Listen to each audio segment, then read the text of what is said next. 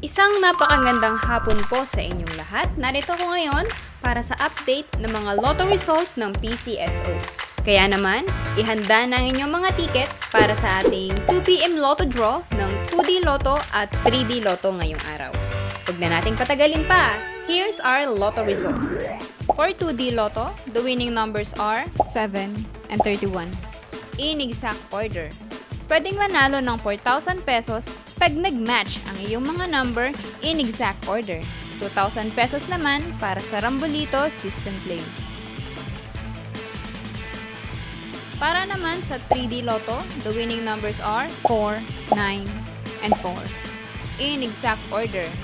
Pwedeng manalo ng 4,500 pesos pag nag-match ang iyong mga number in exact order. 750 to 1,500 pesos naman para sa Rambolito System Play. Para naman sa may mga STL ticket, kaninang 10:30 AM STL Departmentalized Draw for Visayas excluding Guimaras, Negros Occidental, and Bacolod City, here's the winning number.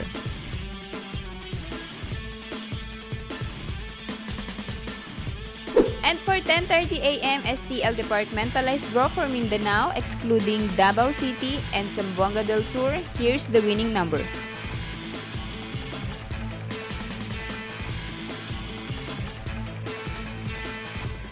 Po ay babala sa ating mga lotto players. Ang lotto ay live na binobola kaya wala pong nakakaalam ng mga number na lalabas. Huwag pong magpapaloko sa mga nagsasabing alam nila ang lalabas sa game at sa authorized outlet lamang bumili ng ticket bago ang draw. Para maklaim ang inyong prize, pumunta lang sa authorized lotto outlet pag nanalo ka ng umabot sa 20 to 10,000 pesos. For more than 10,000 to 300,000 ang panalo nyo, sa PCSO branch na pinakamalapit sa inyong lugar, pwedeng i-claim ang prize with 2 valid IDs.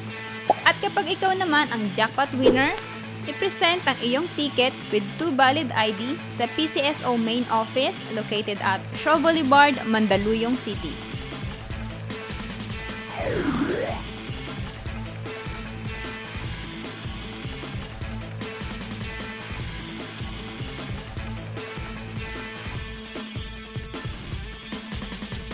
Congratulations po sa lahat ng ating winners at magkita-kita tayo mamayang 5pm draw ng ating 2D Lotto at 3D Lotto. Maraming salamat po.